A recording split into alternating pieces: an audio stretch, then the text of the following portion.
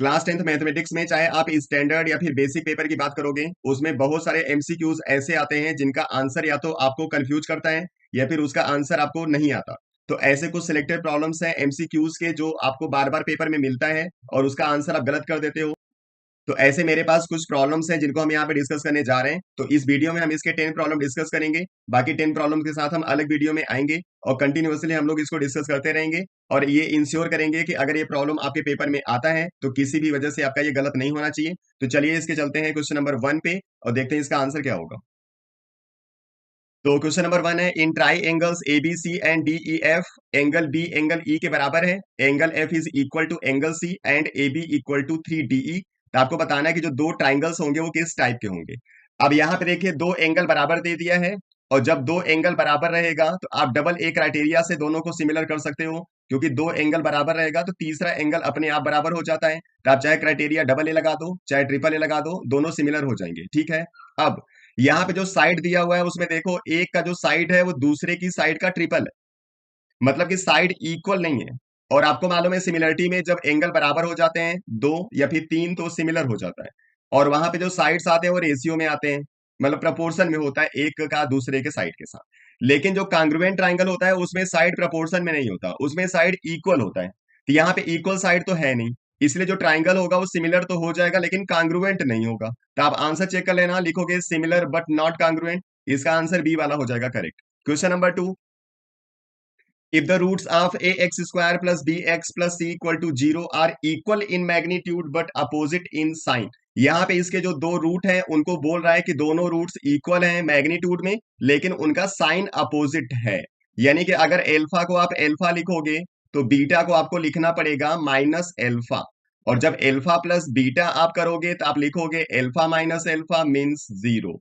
अब जो quadratic equation आप लिखते हो तो इक्वेशन जनरली आप लिखते क्या हो, आप लिखते हो यहाँ पे x square minus alpha plus beta into x और plus alpha into beta.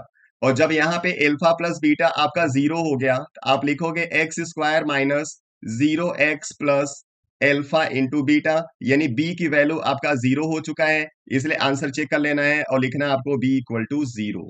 Question number 3, the distance of the point P this from the origin is. अब यहाँ पे जो डिस्टेंस है वो तीन तरीके से पूछता है, या तो डिस्टेंस को एक्स एक्सिस से पूछ लेगा, वाई एक्सिस से पूछ लेगा या फिर ओरिजिन से पूछ लेगा। एक्स और वाई एक्सिस से जो डिस्टेंस होता है वो जनरली हम लोग जो 9th क्लास में कौन से पढ़े वहीं से आ जाता है। जैसे हमने लिख दिया कोई .2 और -3, इसका बोल देगा एक्स एक्सिस से डिस्टेंस क्या है। तो जो वाई वाली वैल्यू होती है उसको हम लोग लिखते हैं, पॉजिटिव साइन हमेशा रहेगा डिस्टेंस में, इसे नेगेटिव साइन कभी नहीं यूज करना है। तो आपको लिखना है 3 यूनिट। और ऐसे वाई एक्सिस से पूछेगा तो आपको एक्स वाली वैल्यू लिखनी है, मतलब आप लिखोगे 2 यूनिट। तो ये तो हो गया जब किसी एक्सिस से पूछेगा। अगर ये ओरिजिन से पूछ लेता है तो आपको करना क्या होगा, अब ओरिजिन में एक पॉइंट आपका फिक्स हो गया 0 एंड 0 और दूसरा पॉइंट यहाँ पे -6 एंड 8 दे रखा है। अब यहाँ पे आप डिस्टेंस फार्मूला यूज कर लेना, आपका आंसर आ जाएगा। ठीक है। और डिस्टेंस फार्मूला जब आप यूज करोगे तो लिखोगे x2 माइनस x1, यानी -6 माइनस 0 का स्क्वायर प्लस 8 माइनस 0 का स्क्वायर। और दोनों को आप सॉल्व कर दोगे, 6 का स्क्वायर करोगे 36, 8 का स्क्वायर करोगे 64, ये आ जाएगा √100 जिसकी वैल्यू होगी 10 यूनिट। तो इसका आंसर 10 यूनिट है। ठीक है। ये तो आपको मैंने बता दिया कि कैलकुलेट कैसे होगा। अदरवाइज डायरेक्ट अगर आपको आंसर करना होगा तो चाहे यहाँ पे जो भी वैल्यू दे दे, ठीक है, एक्स वाई जो भी वैल्यू दे देता है, सीधे आप डिस्टेंस लिखोगे √x का स्क्वायर प्लस y का स्क्वायर, ये आपका आंसर आ जाएगा। क्लियर है। इसको एक बार फिर सुन लो, अगर आपको यहाँ पे दो पॉइंट कोई भी दे देता है और डिस्टेंस पूछेगा ओरिजिन से तो दोनों नंबर्स का स्क्वायर आपको करना है और ऐड कर देना है रूट के अंदर। ठीक है। अब जैसे बोल दे कि दो पॉइंट है ए और बी, इसका डिस्टेंस क्या होगा ओरिजिन से, तो आपको लिखना होगा आंसर √a² प्लस b², आगे कुछ भी नहीं करना है। ठीक है। चलिए question number 4, 1 2 4 5 is a factor of the numbers p and q, which of the following will always have 1 2 4 5 as a factor। यहाँ पे तीन अलग अलग इन्होंने मैथमेटिकल ऑपरेशन दिया हुआ है और कह रहा है कि इन तीनों में किसके किसके अंदर 1 2 4 5 फैक्टर आएगा, अगर 1 2 4 5 फैक्टर p का भी है और q का भी है। ठीक है। तो चलिए, अगर p का 1 2 4 5 एक फैक्टर होगा तो यानी हो गया p को जब हम 1 2 4 5 से डिवाइड करेंगे तो इसका कंप्लीट डिवीजन होगा। इसलिए यहाँ पे आंसर हम कुछ भी एज्यूम कर लेते हैं, मान लीजिए आ गया x। सेम ऐसे ही जब Q को भी आप डिवाइड करोगे 1 2 4 5 से, तो ये भी कंप्लीट डिवाइड होगा और मान लीजिए आंसर आ गया Y। तो P इक्वल टू आपका नंबर बनेगा 1 2 4 5 X and the number Q is 1 2 4 5 Y। अब अगर हम इन दोनों को ऐड कर देते हैं, मीन्स P और Q को इस पहले के अकॉर्डिंग, ठीक है, तो 1 2 4 5 आप कॉमन कर दोगे, ब्रैकेट में आएगा X प्लस वाई, यानी यहाँ पे 1 2 4 5 एज अ फैक्टर आपको मिल रहा है, यानी पहले वाले में आपको फैक्टर मिलेगा। अब ऐसे मल्टीप्लाई कर लो, 1 2 4 5 X मल्टीप्लाई 1 2 4 5 Y जब आप करोगे तो 1 2 4 5 एज अ फैक्टर आपको मिलेगा 2 बार, और साथ में एक्स वाई भी मिलेगा, तो इसमें भी आपको 1 2 4 5 एज अ फैक्टर मिल जाएगा।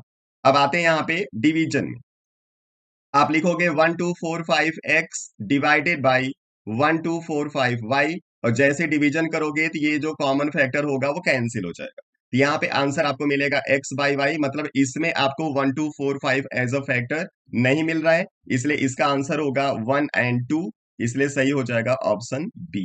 Question number 5, if PE denotes the probability of an event E, then, यहाँ पे प्रोबेबिलिटी लिखा हुआ है किसी इवेंट ई का, और कह रहा है कि इसकी वैल्यू किसको सेटिस्फाई यहाँ पे करेगा। तो आपको मालूम है कि जो प्रोबेबिलिटी किसी इवेंट का होता है, ये अगर बहुत मिनिमम वैल्यू होगी तो ये जीरो के बराबर हो सकता है, या फिर जीरो से जब भी होगा बड़ा होगा, जीरो से छोटा नहीं हो सकता, मतलब नेगेटिव वैल्यू नहीं होगा। और दूसरा, इसकी वैल्यू अगर मैक्सिमम होगी तो 1 के बराबर होगा, या फिर 1 से छोटा रहेगा, 1 से बड़ा नहीं हो सकता। तो आपको यही कंडीशन यहाँ पे चेक कर लेनी है, और ये कंडीशन आपको दिख रहा है ऑप्शन नंबर सी में, इसलिए इसका आंसर सी हो जाएगा correct. Question number 6, the system of equations x equal to 0 and y equal to 3 has, जहां पे हमने x इक्वल टू 0 लिखा है, यहाँ पे कोई वैल्यू भी हो सकती है, इसमें आपको कोई कंफ्यूजन नहीं होना है। अब यहाँ पे एक इक्वेशन आपको देखता है किसी एक वेरिएबल के टर्म में, और दूसरा इक्वेशन देता है किसी दूसरे वेरिएबल के टर्म में, तो हमेशा यहाँ पे आपको इक्वेशन का सोल्यूशन मिलेगा एक, जिसको हम बोलते हैं यूनिक सोल्यूशन। तो इसका आंसर हमेशा आपको यूनिक सोल्यूशन लिखना है। अगर आपको चेक करना है कि आंसर आ कैसे रहा है, तो इसका आंसर कैसे आता है देख लीजिए, ये एक्स एक्सिस है, ये वाई एक्सिस है। अगर कोई भी इक्वेशन आप एक उठाते हो तो जिसमें वेरिएबल जो मिसिंग होगा उसी के पैरेलल लाइन आती है। जैसे अगर x इक्वल टू यहाँ पे हम 4 लिखेंगे, तो x की वैल्यू 4 होगी और ये y के पैरेलल लाइन आ जाएगी इस तरीके से। सेम ऐसे जो y इक्वल टू 3 है, अब इसमें x मिसिंग है, इसलिए x एक्सिस के पैरेलल लाइन आएगी जो कि 3 से जाएगी, तो यहाँ पे y की वैल्यू 3 है, 3 से इसको पास कर देंगे तो दोनों जाके कहीं पे एक जगह कट करेंगे, और इसी वजह से यहाँ पे यूनिक सोल्यूशन आता है। ठीक है, तो हमेशा जब इक्वेशन दो अलग अलग वेरिएबल के टर्म में देगा तो उसका यूनिक सोल्यूशन लिखना है। अगर दोनों में वेरिएबल सेम हो गया तो उसके लिए लिखना है आपको नो सोल्यूशन। अगले वीडियो में इसका क्वेश्चन मैं लाऊंगा तो वहां पे उसको हम डिस्कस करेंगे। Question number 7, if r is the radius of a circle, then the area of a sector whose perimeter is 4 times its radius is, यहाँ पे एक सेक्टर का आपसे एरिया पूछ रहा है जिसका पेरीमीटर बोल रहा है रेडियस ऑफ द सर्कल का वो 4 टाइम्स है। तो यहाँ पे एक सबसे पहले हम डिस्कस करते हैं सेक्टर। मान लीजिए ये सेक्टर है, अगर इसका एरिया बताना है तो सबसे पहले आपको चाहिए यहाँ पे एंगल। ये एंगल यहाँ पे दिया नहीं है, इसलिए सारा कॉन्सेप्ट यहाँ पे इस एंगल का ही है। अब अगर इसका हम पेरीमीटर लिखने जाएंगे तो क्या लिखेंगे, यहां से यहां तक का तो हो गया रेडियस आर, यहां से यहां तक ये भी होगा रेडियस आर, और इसका जो लेंथ होगा इस आर्क का उसको लिखेंगे हम लोग θ/360 इंटू 2 पाई आर, यानी पूरा इसका जो पेरीमीटर होगा वो हो जाएगा r+r+ θ/360 इंटू 2 पाई आर, यानी ये हो गया 2r plus θ/360 into 2 pi are. ठीक है, अब इसकी वैल्यू किसके बराबर इन्होंने बोल दिया, 4 टाइम्स ऑफ द रेडियस, मतलब 4r के बराबर। इस 2r को इधर हम भेज देते हैं तो इधर आके माइनस हो जाएगा, तो हो जाएगा θ/360 into 2 pi r equal to 2r।